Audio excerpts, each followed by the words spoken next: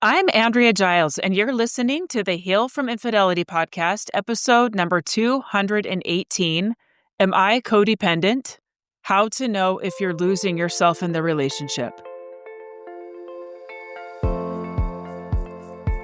Hello, and welcome to the Heal from Infidelity podcast, where courageous women learn not only to heal from their spouse's betrayal, but to become the boldest, truest, most decisive, and confident versions of themselves ever.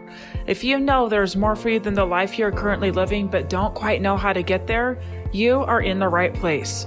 Stick around to learn how to create a life that will knock your own socks off. Is it possible? It is, and I'm here to show you how. I'm your host, Andrea Giles. Are you ready? Let's dive in. Hello, beautiful people. Welcome to another episode. I am going to talk about codependency today. Codependency.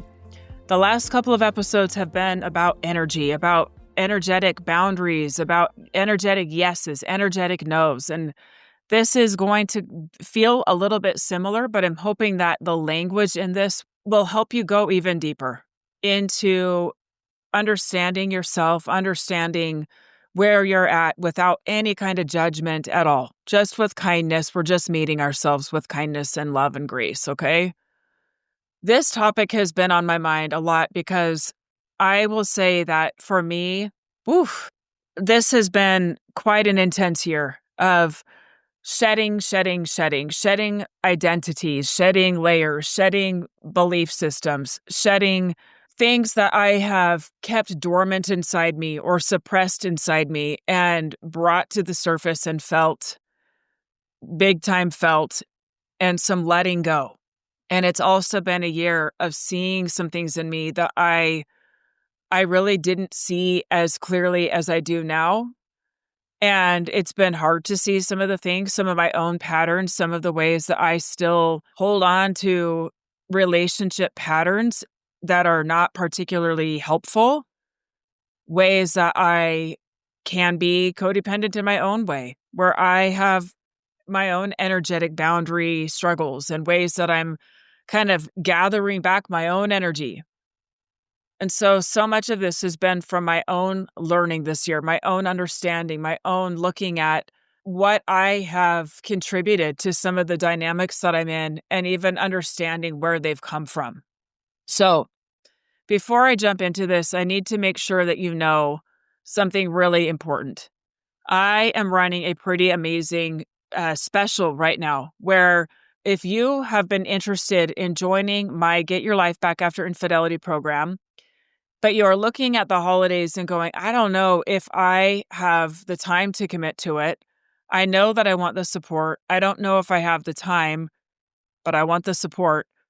I have a special deal right now where you put down a down payment. You don't pay any more until January. And the program is not on the clock until January, but you start now. So meaning it's normally 6 months. But you get in right now, you get all the support, you get all the content, you get the calls, you get all of it. But your clock doesn't actually start until January. So it's like getting the rest of the year for free with a down payment down and not paying any more until January. Pretty cool, right?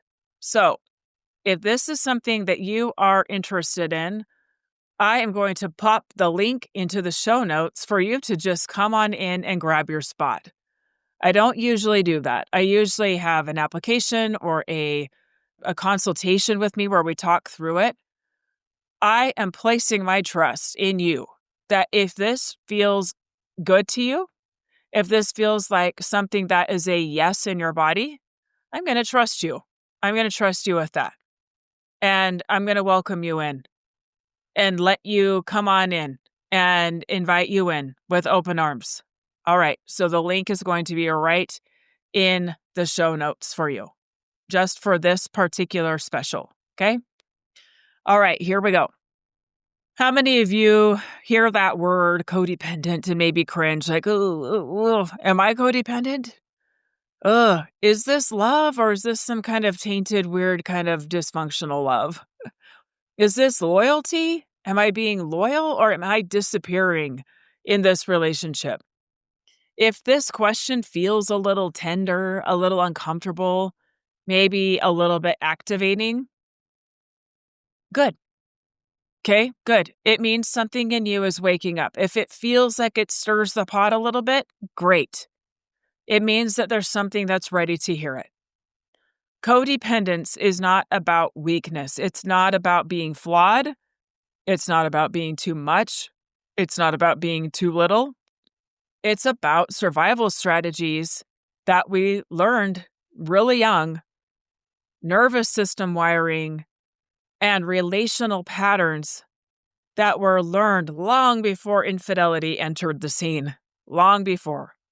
And today, I'm going to help you see, with so much love and so much compassion, the difference between love for someone else and losing yourself. Okay? Before we dig in, again, this ties back to the past 2 episodes where I talked about energetic boundaries, what you allow in your space, what leaks out of your space. Okay? Codependence is the fastest way for your energetic boundaries to collapse. You become merged with someone else. We have no edges. There's no edges to us. And we are merged and mingled with somebody else. Okay? You become very porous, very absorbent, very fused. So today we're going to untangle that gently, honestly, with no shame, so much compassion. Okay? All right, what codependence is and what it's not. Codependence is not loving too much. It's not being too loyal. It's not wanting connection. Those are really beautiful things. Loyalty and love and connection are beautiful, wonderful things. Codependence becomes codependence when we lose connection with our own internal guidance system because our emotional survival feels tied to someone else's mood, someone else's choices, their reactions, or their well-being. It's disappearing slowly, quietly inside a relationship. It's becoming so fused with the other person that you can't feel where you end and they begin. And I'm going to give you some examples of this so that you can recognize it, okay?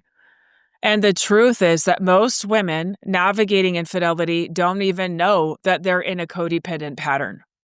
Guess what I understand about this? I understand about this from myself that many of the women that I work with are very strong, intelligent, resourceful women.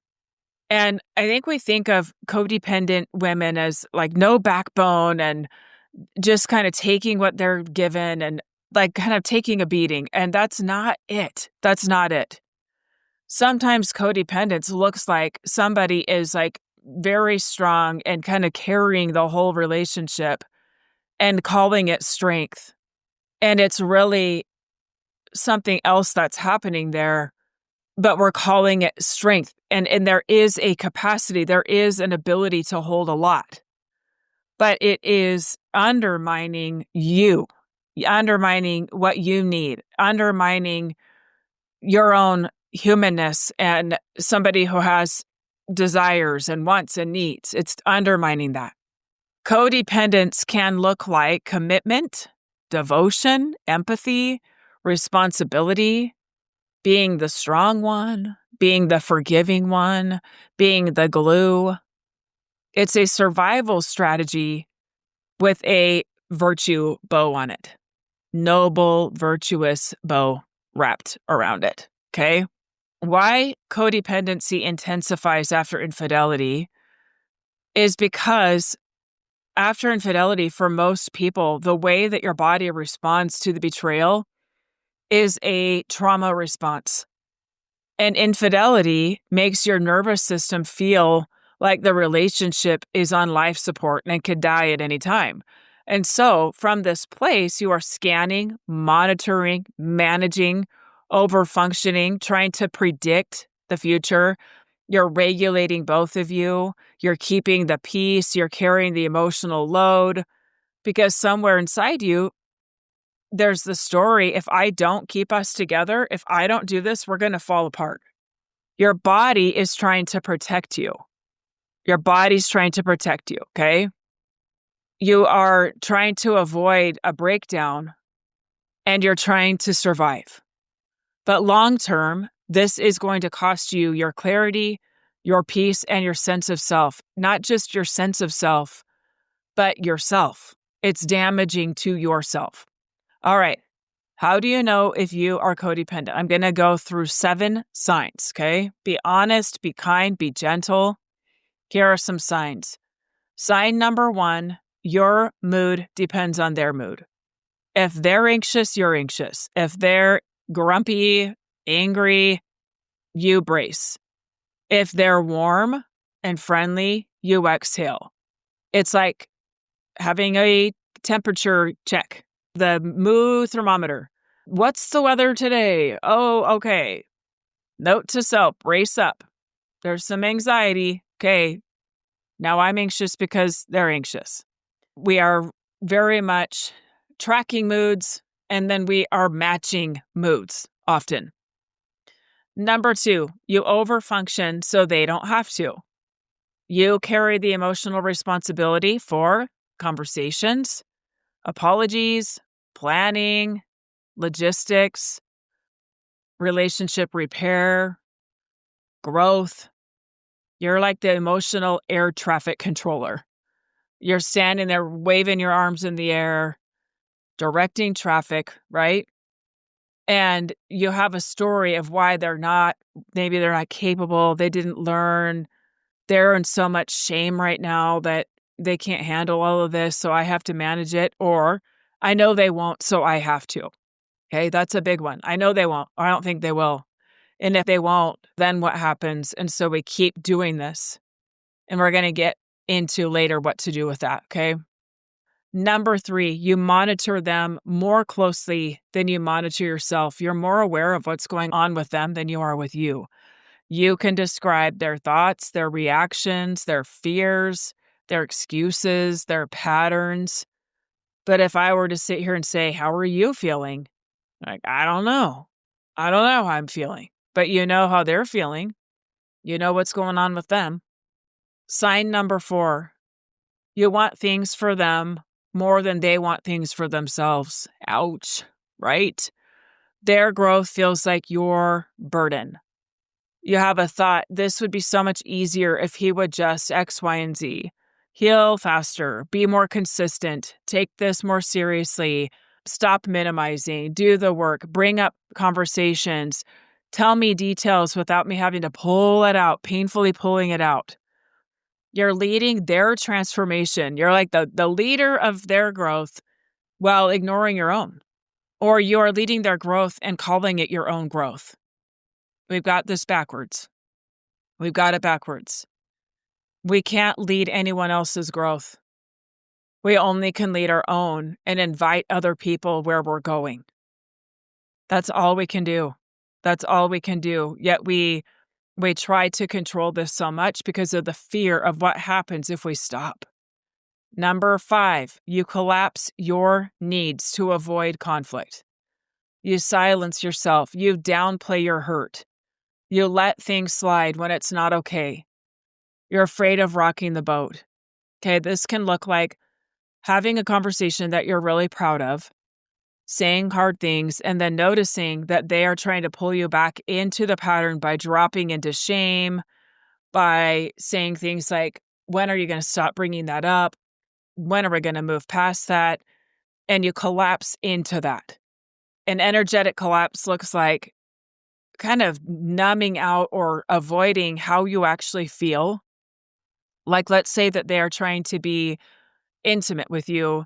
Your body is saying, no way, no, let's not not right now. Like, we need to stick with this hard conversation, but they're trying to get you to kind of soothe them with intimacy, and you don't want to. But there's a relational pattern of intimacy being something that is soothing and something that avoids the bigger, more difficult conversations.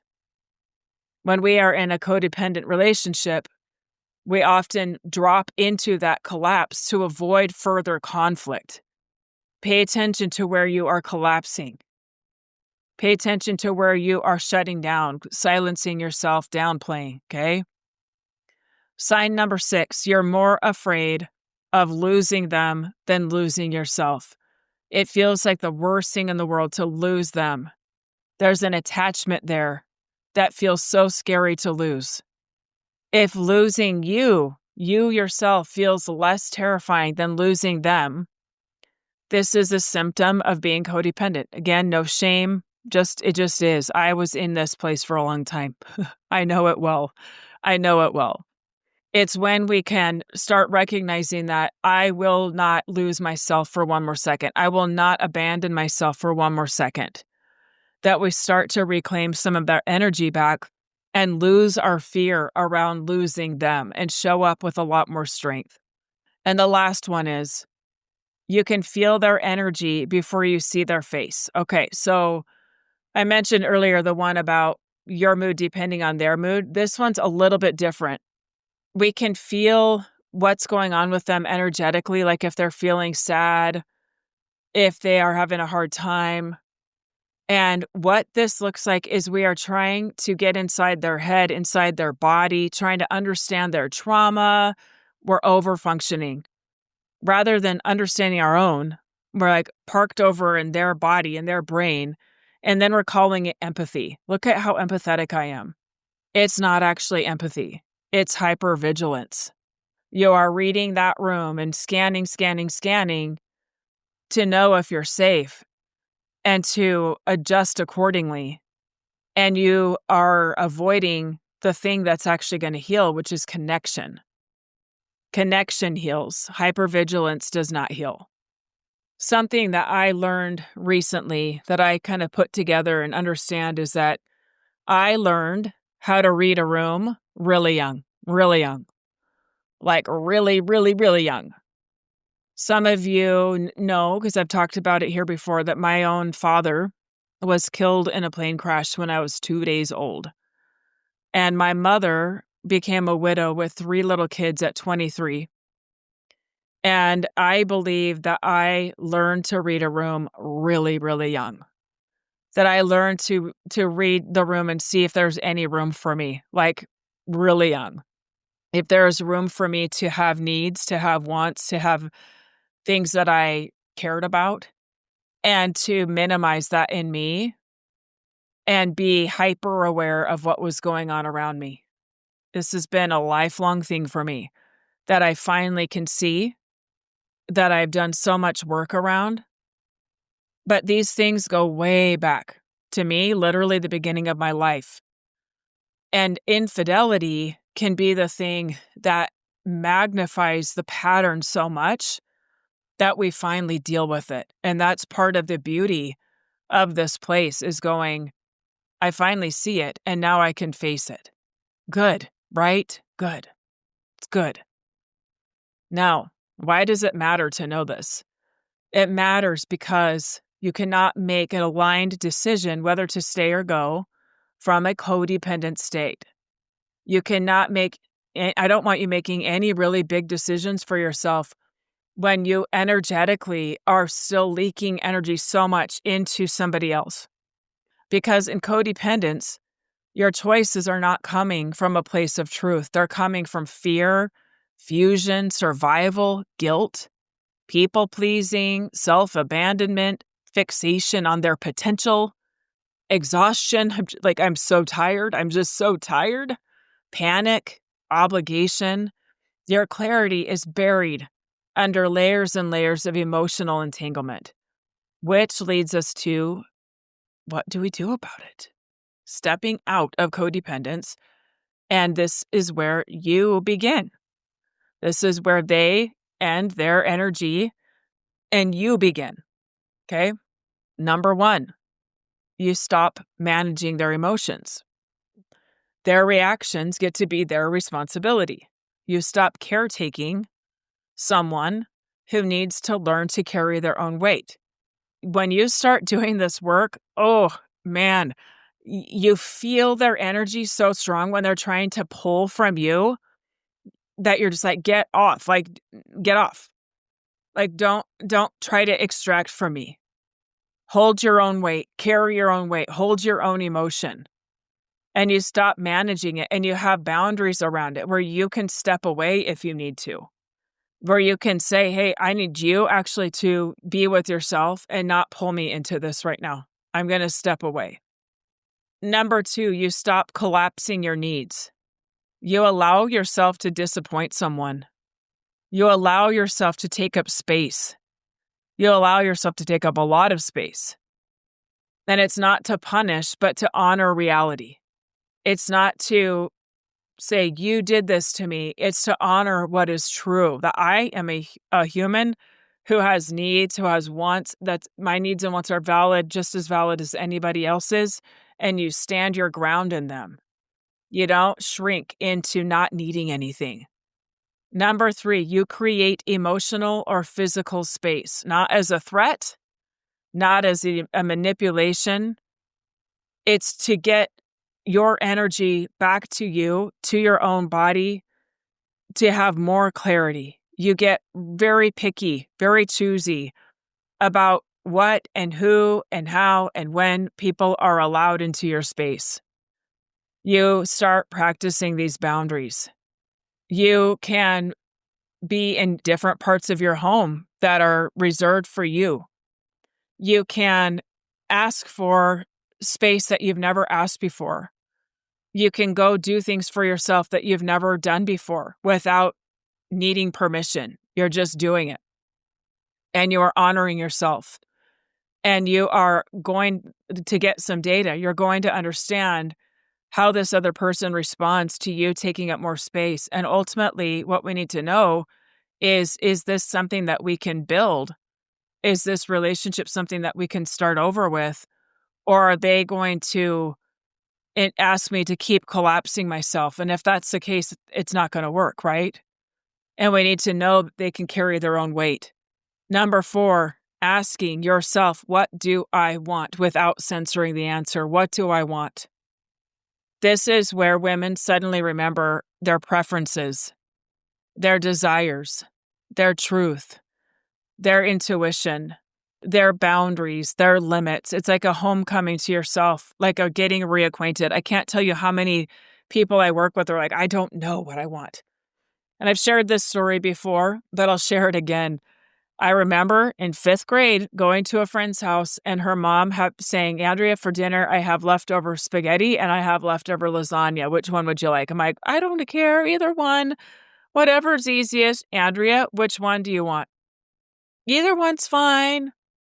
And I remember her saying, this wise mother of my friend, Andrea, someday somebody's going to give you a choice and you are going to regret not standing up for what you want and not speaking what you want because somebody else is going to choose for you and you're not going to like that choice.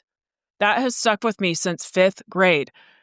In reality, any day of the week, I would pick lasagna. It's one of my favorite foods ever. And you know what? I make a mean lasagna because I love it. But at that time, I didn't give myself permission. I thought that I had to just be nice. Now, all day long, give me the lasagna. That's my preference. How about you? What do you like? What do you want? What's true for you? No censoring. No censoring. Okay? Number 5, you regulate your nervous system. Because you cannot hear your truth in a braced, collapsed, or hyper alert state. Your body cannot give you clarity through contraction. Working with your nervous system is crucial. This is something that we start with in my program, by the way. We start here because all else comes from your nervous system expansion and capacity. Number 6, you stop centering the marriage as the most important thing, and you start centering the woman in it. You. This is the shift. This is the shift. Start focusing, centering you. Stop centering the marriage and the outcome of the marriage and start centering the woman in the marriage. So we go from this place of codependence to stepping away into independence. And from that place, we get to decide, what kind of relationship do I choose? Do I want to step back in? And this can happen living under the same roof. It really can. But you cannot jump straight into an honest choice without moving away from the codependence into this independence place. It's a developmental step, moving from codependent into independent. It's a more mature way of navigating relationships. And then when we are in that place, we get to decide what kind of relationship we choose. But we can't move into that until we've first gone into independence. It goes in that order. Independence feels like freedom, like remembering yourself, like breathing again, feels great. And that interdependence is when somebody else meets you there, where they've done their own work and they are not dependent on you.